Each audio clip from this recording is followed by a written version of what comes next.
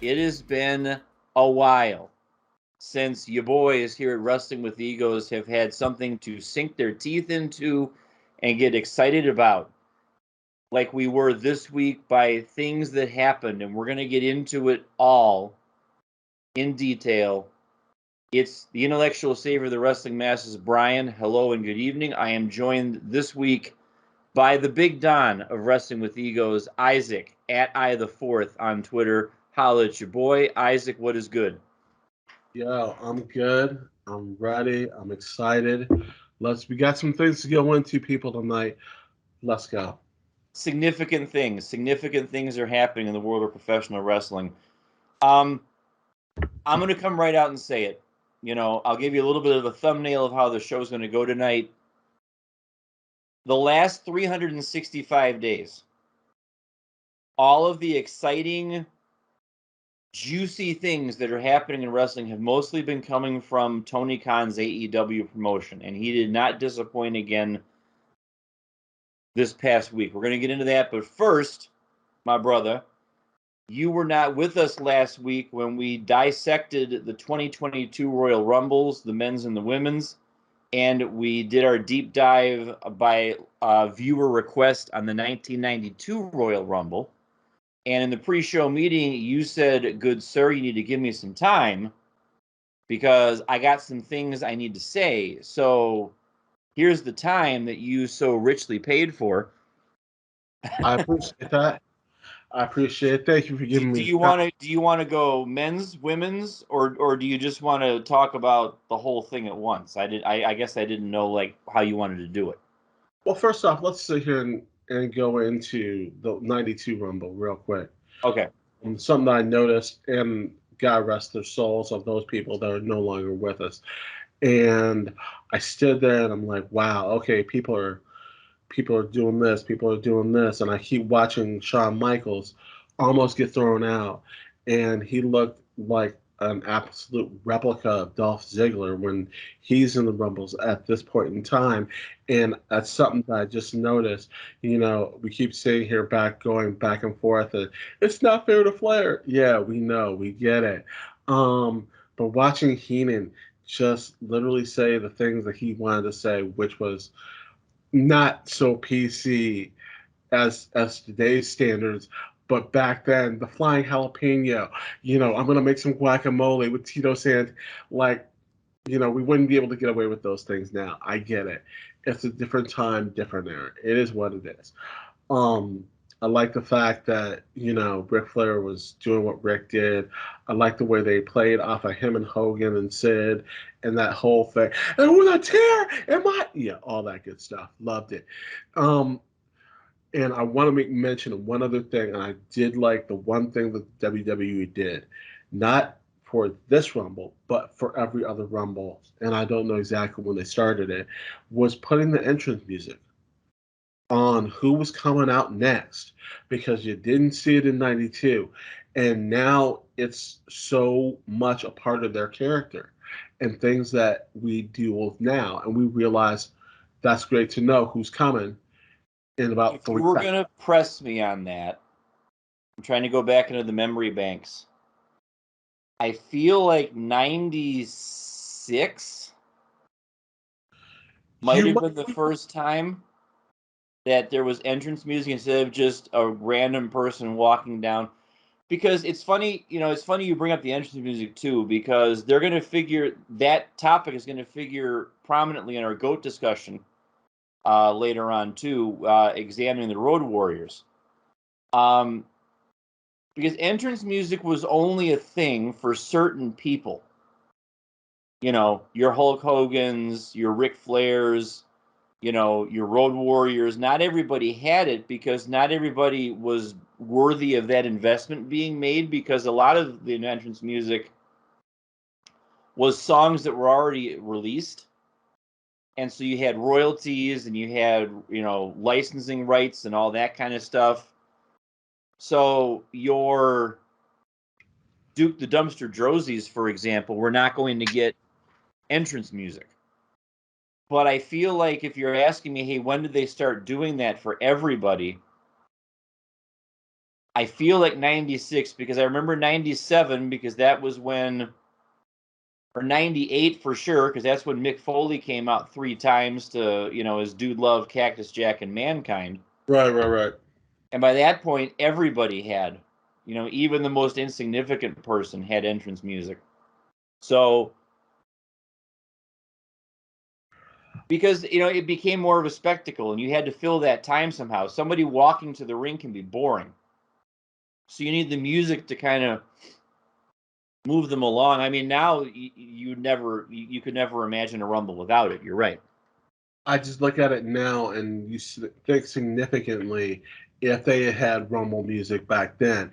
If you heard Macho Man, or the Ultimate Warrior hitting, or Hulk Hogan, that's going to be a huge pop that you're going to want to hear.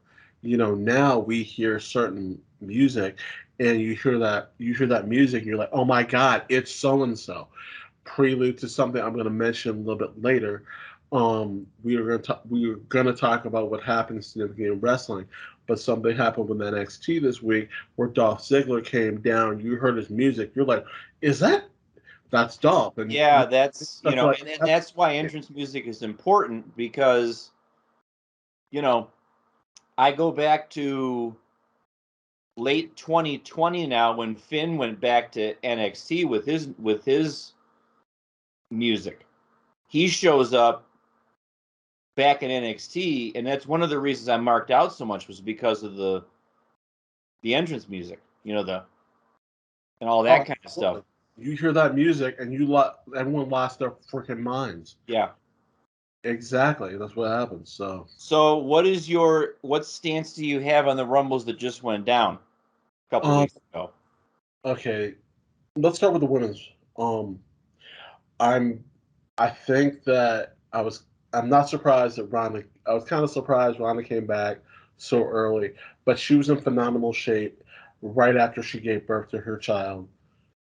So I wasn't surprised to see her. Happy that she won.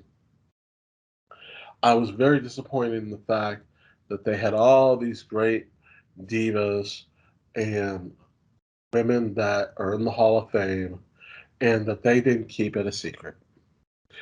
And you had all these people. You had, like, Melina didn't know she was coming. Great to see her. Fantastic. She went out in 2 seconds, but that's another story. When you see Tori Wilson, you see Summer Rae, you see the Bellas, you see, you see Lita, you see all these people that, and the fact that Mickie James was able to bring her belt out. Yeah, you couldn't call her the Impact World, blah blah blah, but she came out with her belt, and that surprised me to death. Happy that they did it because you need to recognize her as what she is and how significant she was. Um, would she have gone? Would I have hoped that she would have gone after Charlotte? Yeah, a little bit, women. But I thought about this a little bit more. I don't know why you spoil all those surprises. Because if you're WWE, you want the water cooler conversation as much as it can happen the next day. Wow, Melina came back. Wow, Mickie James was there with her Impact title. Wow, the Bellas came back and all that. And wow, Ronda came back. But I don't know why you announced, because Patrick and I tried, or I think it was the three of us 3 weeks ago now, tried to break it down and speculate, okay, who's coming, who's left to go. And that's why I was hoping for an Asuka return or a Bayley return. I didn't think Sasha was going to return. It was nice that she returned, but then why not give her the Iron Man spot if you're trying to reestablish her? And it was just the women's Rumble was confusing. That's the adjective that I would give for that one. I was happy to see Sarah Logan come back. Yeah. I was happy to see her, and I was very happy for that. But again, I was disappointed in the way they presented it. They had it. Ronda didn't look as tight as she could have looked, but first time back in the ring. you had all these significant women, that done something in the past that you should have kept secret. Yes, you didn't bring Yeah. anybody from NXT, and for me personally, I would have kept it. I would have kept it on the minimum, and then had the shock and awe factor. Oh my God, it's Mickey James! Because even if you announce 20 participants, that's still a third of the Rumble that's left up to speculation.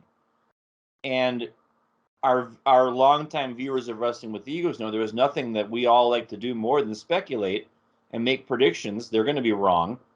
But that's one of the reasons we like doing this so much, is because we like to think that we could book a good Rumble and all these storylines that could have played out if,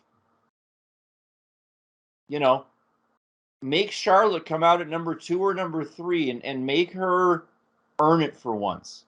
Instead of just being this entitled, because I'm Charlotte and I am the opportunity. I'm going to come out at number 27 every year, and it doesn't resonate anymore. I shudder to ask you about the men's Rumble. I don't know if I want to go there. Things. Okay. Men's. Come holler at your boy. I'm a holla at you.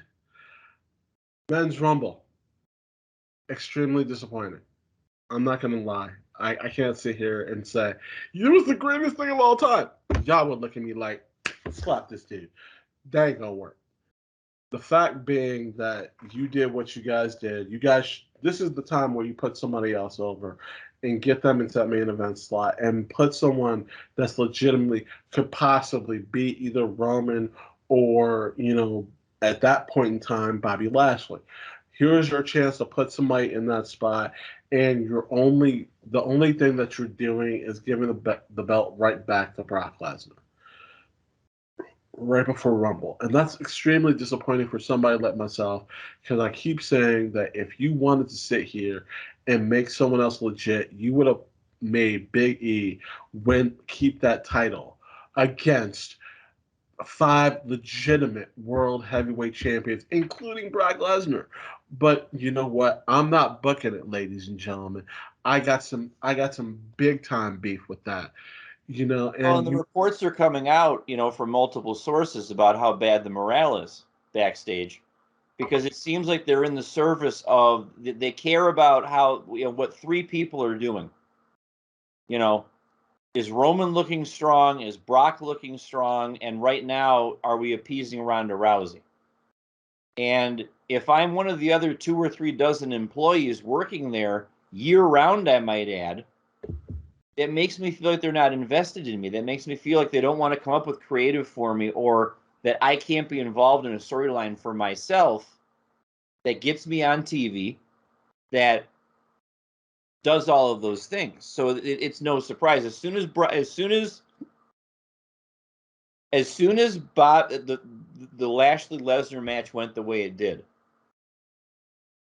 you could see from 100 miles away Lesnar's going to show up at some late number in the Rumble, and it's going to be inevitable. I agree with you 100%. I also want to sit here and say real quick that it's just not 3, it's actually 4, because they keep pushing Charlotte like there's no tomorrow. And at the same time, and I don't think that she deserves. At least Charlotte, I don't know how to feel about Charlotte, because Charlotte is athletically gifted beyond measure. She's got the pedigree. She puts in the work. No, I don't want to make it sound like Charlotte does not work. And she's good at being an entitled heel. The Charlotte stuff I don't mind necessarily, but I've seen Charlotte and Ronda touch before. It's like I pleaded for, what about Ronda versus Shayna? That's a story you can tell, and it doesn't need the title. It doesn't need any of that. Or here, make Ronda and Shayna women's tag champions, and then let them go at each other. Let them disintegrate as a tag team. There's a 6 or 7 month storyline. Look at us coming up with storylines. Call us, Vince. holla at your boys. Yeah, pick up the phone. I mean, I know you got a phone in your office, and it's fine. So and it goes back to what I said to kick the show off. The exciting stuff, the stuff that's worthy of conversation, is not happening in WWE right now because the people that could tell the stories are languishing at the expense of the people who come off as disinterested, come off as over it, come off as, we're about to have Goldberg versus Roman Reigns in Saudi Arabia. I'm extremely disappointed in the men's rumble. I was disappointed in the women's rumble. I was, just frustrated all around. But the other problem I was extremely disappointed in is the fact is this is your second biggest pay-per-view of the year. Right. This is the one that kicks into WrestleMania, your biggest moneymaker of the year, hands down. Supposed to be your slingshot. This is your jumping off point, and you slipped and fell. And as I said before, you dropped the ball, and you dropped it significantly. And when you should have had somebody else in that position, but you know what?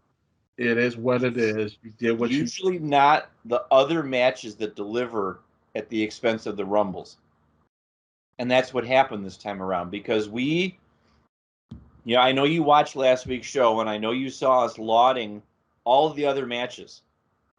Miz and Maurice versus Beth and Edge was awesome. Becky and Doudrop was awesome. It was a hard-hitting match and it showcased Doudrop as a legitimate threat to a championship. And then, despite the schmaz at the end of Brock and Bobby, that was interesting because the two of them have always been in different orbits, never touched. It was nice to see them go at it. And then you have my early frontrunner for match of the year with Seth Rollins and Roman Reigns, where a DQ for not releasing your guillotine actually makes sense there because Seth took Roman into deep water. And also the mind games that Seth played with the Shield entrance and coming through the crowd and wearing the tactical gear. That was a stroke of genius. And I love that match. You give us all of those wonderful things. And then you shit the bed. And then you give us, and then you wet the bed. You give us a, wet souffle of a men's rumble, and you give us a confusingly booked women's rumble that winds up being inevitable as soon as Ronda shows up, as soon as Brock shows up. The best rumbles are the ones where there's 5 or 6 people that have a shot at actually legitimately winning. And leave you guessing until it's down to the final 3 or whatever. Oh, I think I know how this is going to go. Oh, I didn't see that coming. So, do you have anything more you'd like to add, or would you like to get to the happy stuff? Let's get to the happy stuff. We like happy. This was crappy. The Rumbles were crappy. We want to go happy. Don't be crappy. Be happy. Don't be crappy. Be happy. Watch Wrestling with Egos and be happy. So Tony Khan on Twitter over the weekend and at the beginning of the week was teasing some major announcements for this week's Dynamite. Dynamite would have been a banger of a show anyway, because you had the Texas Death Match between Hangman Adam Page and Lance Archer, which was brilliant.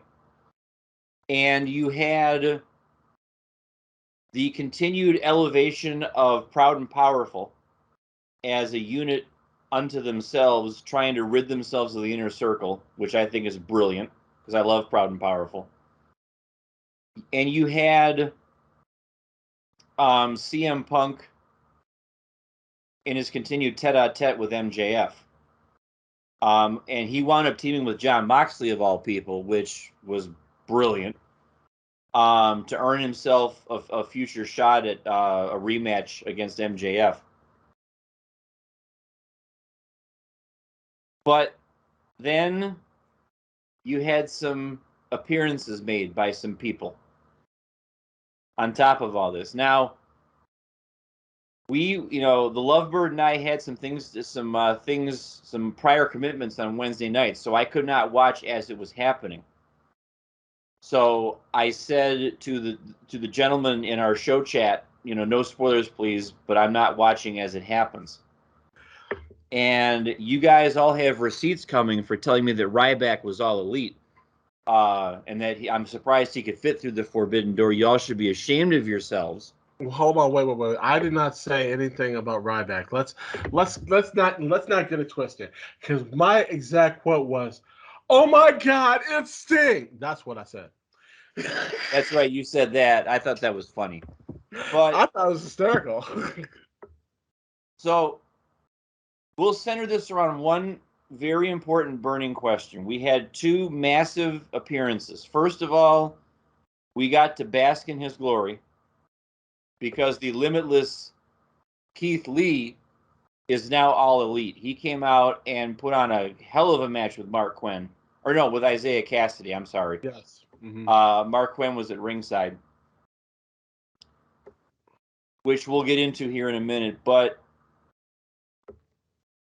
the Roppongi Vice was backstage, and the Young Bucks interrupted them. And then as they were getting beat down by the Bucks stopped and turned around and said, "Hey, isn't that?"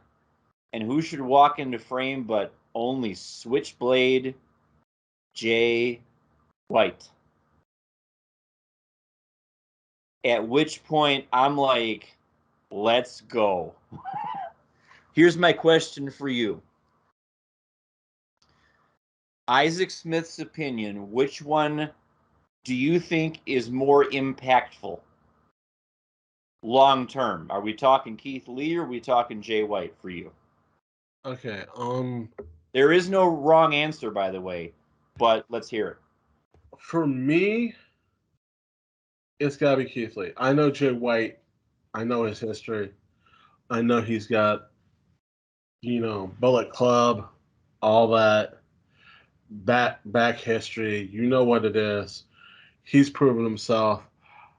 Me personally, I gotta think that it's gonna be Keith Lee, the Limitless One, because of who he is, for the things that he's able to do, and for the basically the handcuffs that the WWE put on him, and then threw him out like he was hot garbage.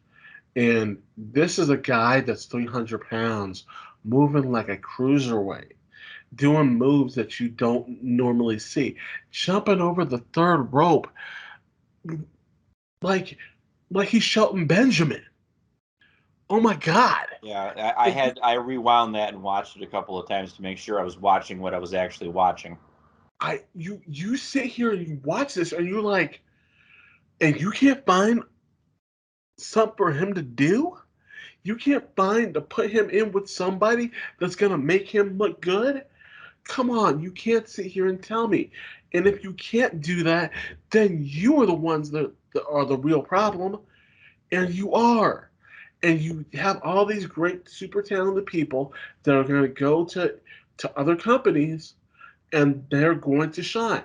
You can't tell me you couldn't have done something with Aleister Black in WWE. You can't sit here and tell me that you had basically, all Adam Cole and everybody, in WWE and you couldn't figure out what to do with them. I'm about to do something that when Patrick is on the show, he hates when I do this. He's not here. But that's fine. And I think you hate when I do this too, but I'm still going to do it anyway because I would argue that both are going to be impactful in different ways. I personally am slightly more excited about Switchblade Jay White only because of my ignorance of him. I know who he is. I know what's made him famous in the professional wrestling industry. But another one of the holes in my wrestling resume is not consuming enough content outside of the American-based promotions, if you will. Okay. Yeah, I'm getting a ton of AEW now. WWE, obviously. But I've only seen a handful of New Japan matches. with Jay White, and I know how great he is, but I want to see him get more exposure because I think he deserves to get more exposure for the talent that he is. He's great on the microphone. He is sudden in the ring, I will say. I mean, his move, it's just a regular match, and all of a sudden, bang, and that kind of thing, for me. So that's what excites me about Jay White in AEW. Could you imagine Jay White versus the Bastard Pack, for example? See, that's you saying that's match of the year. Yes. Got written all over it. You have so many people. Jay White versus Jungle Boy. Jay White versus Penta. And we could do this all night long. We can throw out names like Jay Lethal at the same time. Jesus Christ! I mean, we wouldn't sit here and say no. I don't want that. You'd be like, please, yes, please, thank you. Give me. I got about 25 opponents for him lined up right now. But here's the thing with Keith Lee. When I watched that whole treatment and presentation of him the other night, Keith Lee is a lot of things right now. He is motivated. He is hungry. And he realizes the opportunity he has. Because when he was in NXT, for me, he was a revelation. And then you're right. He got up to the main roster, and Vince gonna Vince, basically, and creative gonna creative. And then we're gonna call you Bearcat now. And we're gonna make you wear a singlet. And we're gonna, change your music. And we're gonna do all this stuff. That was the blueprint for a great Keith Lee match. Because the one thing I liked was it was not a squash match. It wasn't, I'm going to go out and beat Isaiah Cassidy in a minute and a half. I'm going to let Isaiah Cassidy get some offense in because I can take some punishment. Because some of the drop kicks and flip stuff that Cassidy was hitting, or I say, go ahead. Yeah, that he was hitting, were making an impact because a couple caught him on the chin and rocked it, and he needed to roll out of the ring to get his bearings and stuff like that. And then when Mark Quinn would double team him and stuff like that, now he's got two guys to fight off and that sort of thing. But it accomplished several things for me. It reassured his fans from before, hey, we're good. But it also introduced them, because I'm sure there's AEW faithful who maybe didn't know who Keith Lee was because they didn't consume any NXT or WWE product. Now, they might have known him from the indies. I forget what promotion. I don't know if he was in Progress or Evolve or wherever they found him. That I don't remember off the top of my head. Me either, but ICW or whatever, Rev Pro. I'm sure one of these promotions I'm throwing out is correct, but it's so important for AEW to handle this correctly. My personal opinion, it better be a good 8 to 10 months before I see Keith Lee even sniffing around the AEW championship. He makes sense to win the Face of the Revolution event that they're going to have at Revolution coming up in a couple of weeks. Maybe he gets to run with the TNT championship in a couple of months. That's a good way. And then get him into a nice meaty feud with somebody. Get him in a feud with a Lance Archer. Get him in a feud with an Eddie Kingston. Somebody that can give him some credibility. Get him in a feud with Jon Moxley. How about Miro? Because he doesn't. Or Miro. I mean, anything where we can just watch, two hosses, like a hoss fight maybe to start off with, but then get him in the ring with the more agile guy so we can show off that agility that he has, the way he did with Isaiah Cassidy. So they both, my answer to my own question is they both have me excited for different reasons. I'm slightly more excited about Jay White because I know less about him. And I consider myself already all in on Keith Lee, if you will.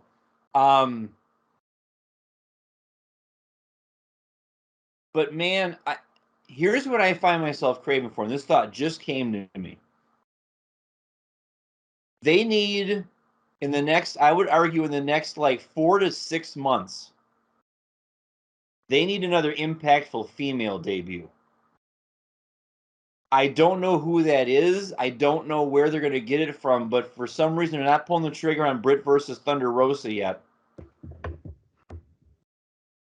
Britt Baker needs another contender for the championship because it's not Ruby Soho, unfortunately. Ruby's her momentum is kind of flamed out. My personal opinion. I don't think so.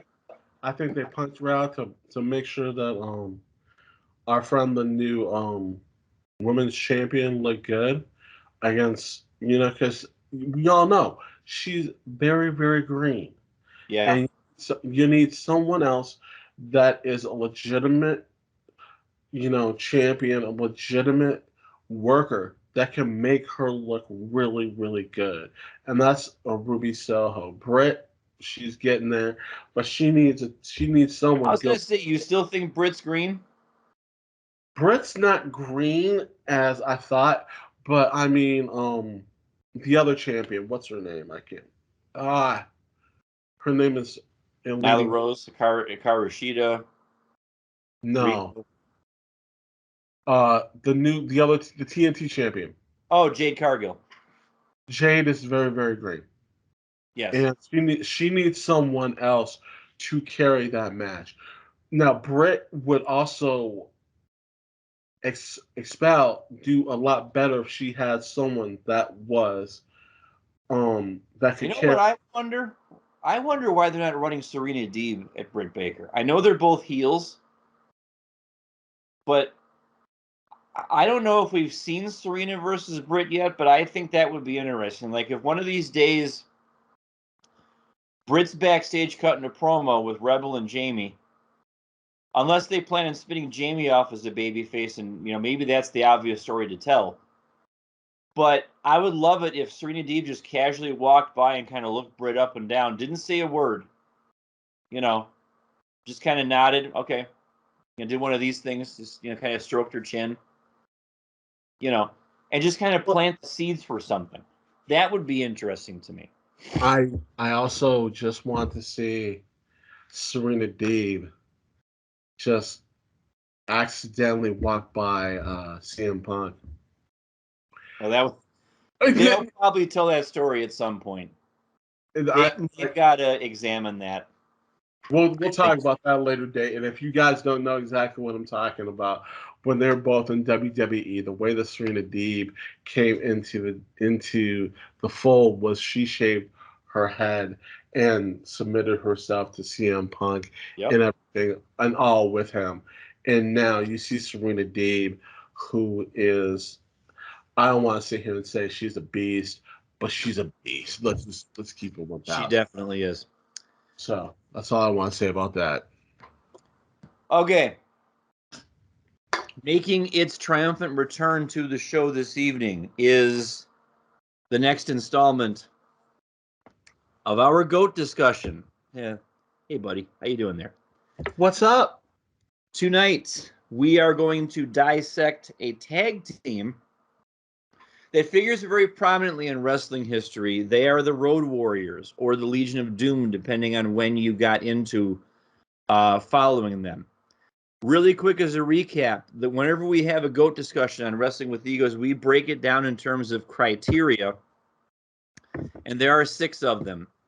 The first one is storyline relevance. Did they figure into prominent angles, or were they just a mid-card performer? The next one is career longevity. Were they around for a long time or only a short while? Third category is microphone skills. Are they able to talk people into the building, or are they clunky and forgettable on the mic? Fourth is championships. Were they a prominent part of the championship scene, or were they never trusted with multiple championship reigns? Overall health, or your best ability is your availability.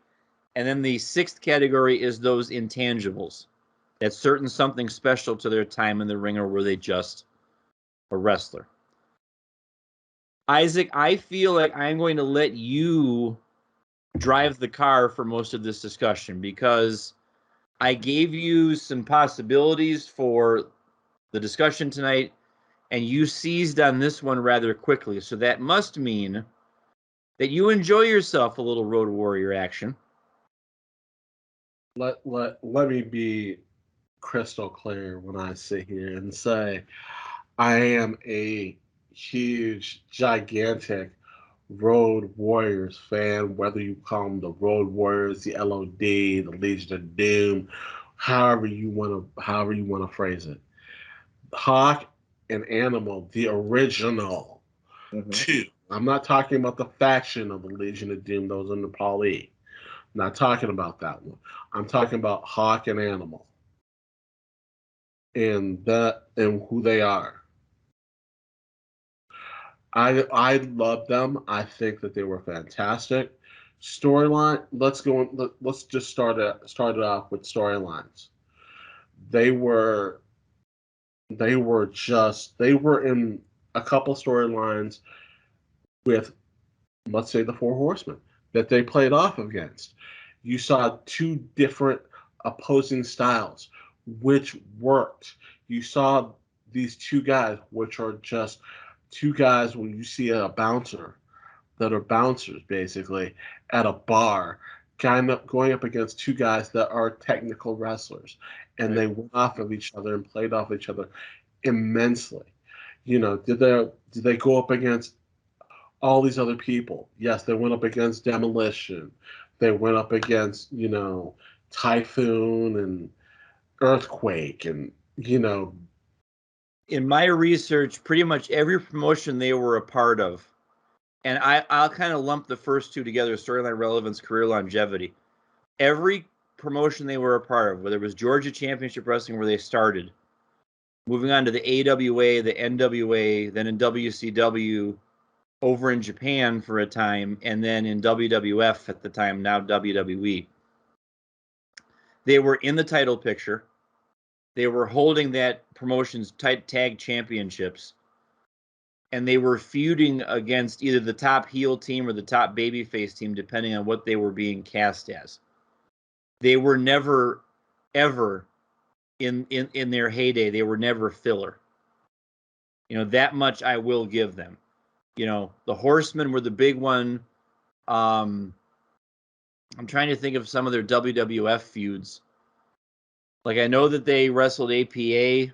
I know they wrestled, oh God, I should have written some of these down. Heart Foundation at some point. Heart Foundation. I know they touched with the Rockers a time or two. Beverly Brothers. The Bulldogs. Yeah. The Mountie and I forget the Russo brothers. Excuse me. Yes, that was another big one.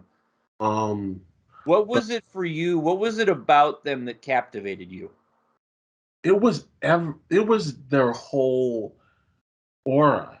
You see two huge guys, at least 6'2", 6'3", 6'4", coming at you, all black, wearing shoulder pads with spikes on, having face paint, and you when you see him coming, you're like, oh, you It's see about it to go in down. the room, oh, it's about to be a fight. I don't want to use a Motley Crue reference, but they said about themselves at one point in time, you could smell when they were in the other room and they were brewing, and when they came through, it's like, oh my God, here we go. And that's the same way I feel about the Road Warriors. They walk into the room, you're like, oh my God, it's Hawk, it's Animal, and they were like, it felt like they were two wild dogs, and Paul Ellering had to be the one person that could control them and say, hey, hey, we're going to do this. We're going to do this. We're going to do this. Yeah. Very similar to what Iron does with Cody in a way. But it was like you're trying to contain two guys. They're uncontrollable, and you knew the style. They weren't going to come at you technical. They really weren't going to give you that many drop kicks or sit here and get you in doing mat wrestling. They were going to beat the living tar out of you. It was And high impact. I mean, just look at their finishing move, the Doomsday Device. I mean, what's more high impact than that? It's enough said. And watching somebody do a flip and then just Hawk just standing over and like, yeah. And this kind of gets into that high impact style. Kind of gets into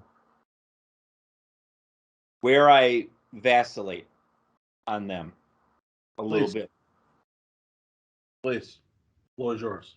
You know, the microphone skills were adequate. You know, because they're out there, you know, with they're yelling and they're screaming and stuff like that. You're not going to get a memorable promo from them, but that's not what they were there for. They were not there to be Ric Flair. They were not there to be Jake the Snake Roberts. They were there to get everybody frothing at the mouth, basically. So from that point, from that standpoint, okay, I understand that. But I would argue that that high impact style adversely affected both of their overall health. Because this gets into that area of, you know, and I'm only speculating here, they were probably abusing medication, which led to health problems later in their life, you know, that kind of thing. And I know a lot of people did it back then. But the overall health, because in my research, they never lasted long, it seemed, anywhere they went. Like, they were at Georgia Championship Wrestling, and they were there for like 2 years, and they left. And they went to NW or AWA, and they were there for a couple of years, and they left. And I get that it was a different time back then where you weren't expected to stay. It was like the territory. They were kind of a relic of the territory era, where you told a story and then you left the territory. And this was around the time where Vince is buying up all these territories and trying to come up with a national, you know, presentation and all this stuff. Okay. So maybe I can't hold that against them necessarily. But overall health is really the one area where I have to ding them a little bit. Fairly or unfairly, because I'm just kind of analyzing, you know, all the categories. And knowing that towards the end of their time as a tag team, I feel like it was Hawk, especially, was not doing so well, and they had to limit his ring time and, you know, and keep him from being on the microphone for any reason, and kind of, you know, paper over the deficiencies and stuff like that. And that's why they had to bring other people in. They brought in Crush at one point to be a Road Warrior. They brought in Draws, you know, in 99, 2000, before his unfortunate injury, to be a, you know, right. I mean, Christ, Heidenreich was even a Road Warrior at one point. That was Heidenreich. Here, let me jump in real quick if you don't mind. Go ahead. You all know was a member of the Warriors after the fact that right. Hawk had passed away. Yeah. Draws. That was unfortunate with him and D'Lo. And the fact that we all knew that Hawk wasn't, he physically, as just a body of work, was just, you know, in fantastic shape, no matter throughout his entire career. Animal, same way. I'm not going to sit here and knock him on that. You know, emotionally, and everything else that went along with it, the stuff we didn't see behind the scenes, very similar to what's happening right now with Jon Moxley when he took his time. We knew they were going out and they were drinking with Ric Flair. Need I say any more about that? That right there, in and of itself, oh my God. Rick should have died 16 times over with the fact that of what he used to drink on a daily basis and then wrestle, you know, an hour each night. How he was able to do that, he's lucky to be alive and to sit here and tell the tales. And I know I suppose in that regard, it's not really it's not really fair for me to. I mean, but I kind of have to because it's choices that they were making that ultimately cost them some of their prime years in the ring, I would argue. And it's also that high impact style with the power bombs and the pile drivers and the this and the that.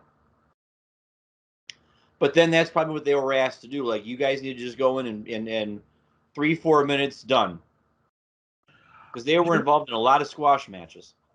Well, here's the other thing about that. You don't sit here and ask Brock Lesnar to sit here and have a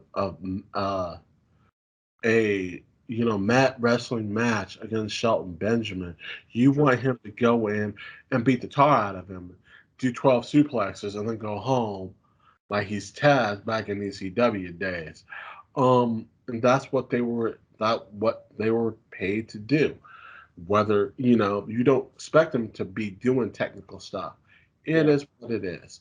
That style, you can't get another style out of them because that's just what it was, because those two didn't look like they could go, mat wrestling against a Chris Benoit or Eddie Guerrero or insert name here.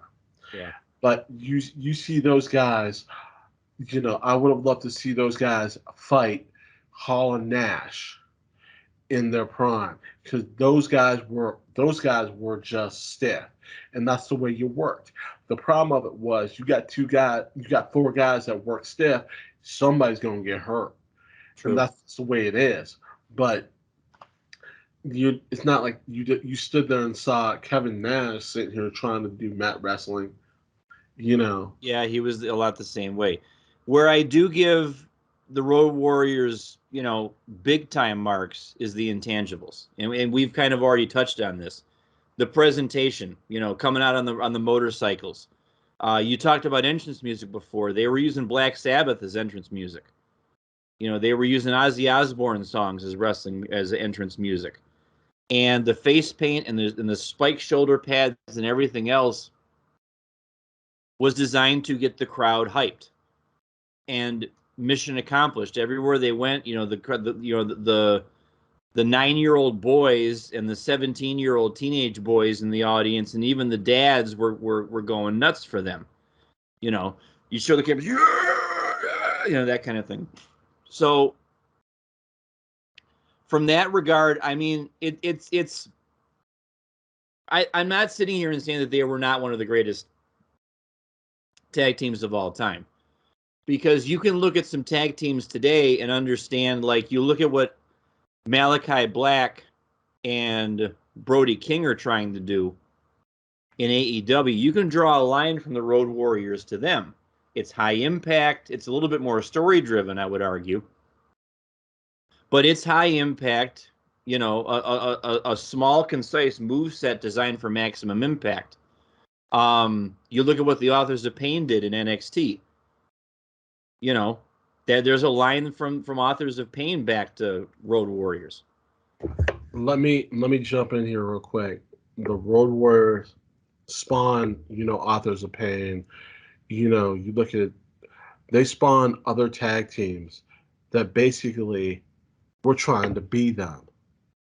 You sit here and I remember Dangerous Dan Spivey and another person sitting here saying we're the next Road Warriors.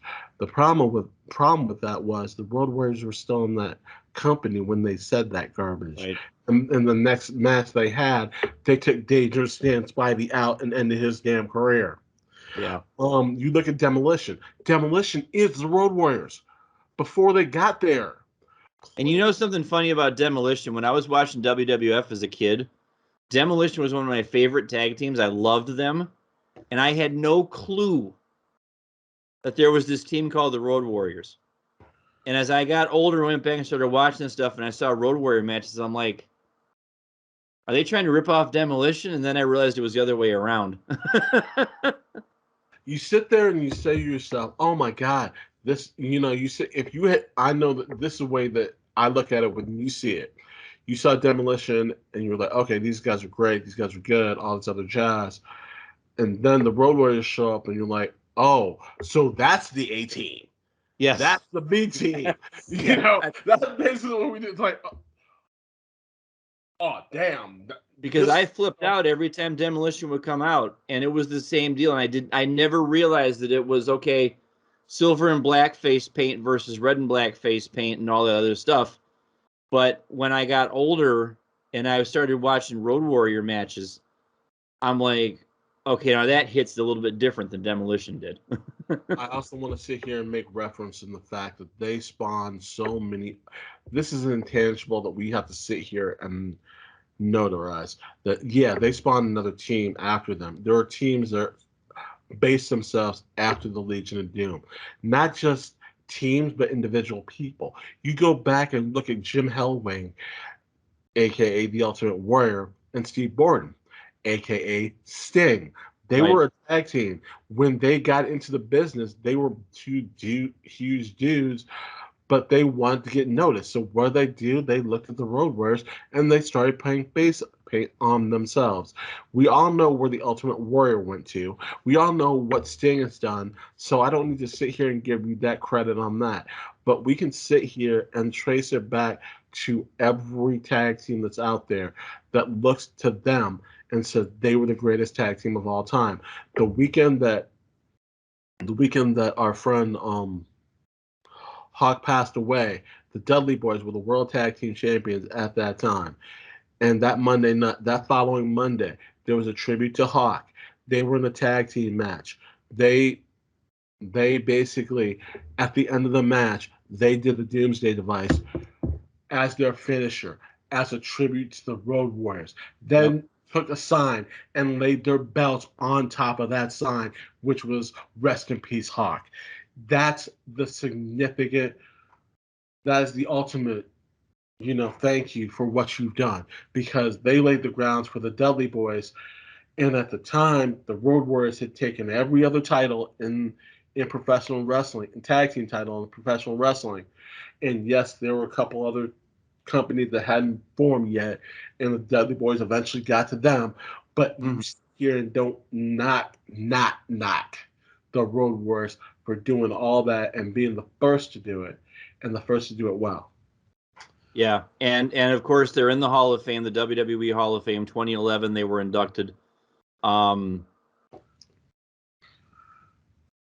It's, and again, I mean, we're not going to see I feel like this could be another one of those discussions. Like, why don't we talk about Ric Flair as one of the GOATs?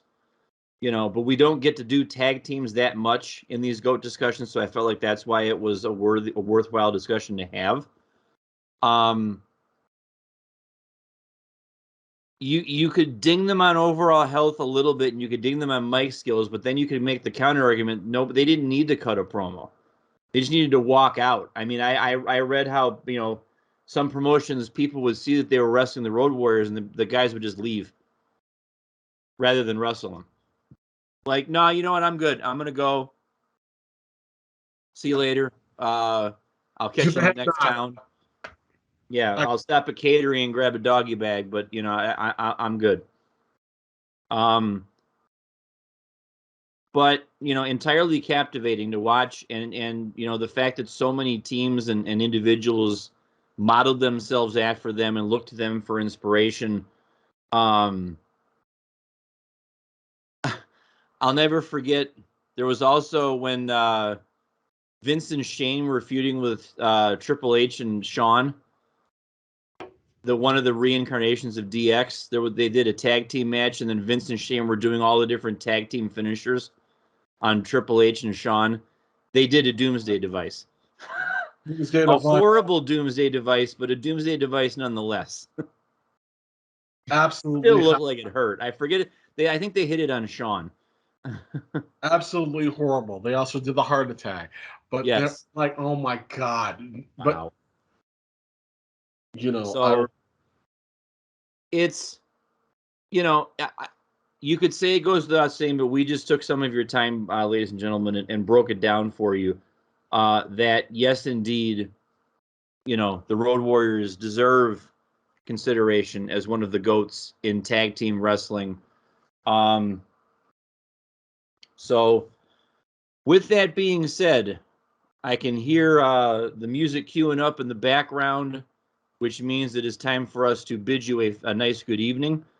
On behalf of everyone associated with the show, thank you for consuming our content. Like, subscribe, and share on YouTube. Leave us that 5-star review. Remember, the push for 500 subscribers is still on to get those chops in on Patrick at some point down the line. Our Twitter information has also been shared. It's at Wrestling X Egos on Twitter. My Twitter is at BCREGO15. Isaac can be reached at I4th. For everyone associated with the show, we say thank you very much. Join us next week where we will break down everything that deserves to be broken down in the world of professional wrestling. And remember, this is Wrestling with Egos. This is why we love professional wrestling. Thank you very much for joining us. Take care.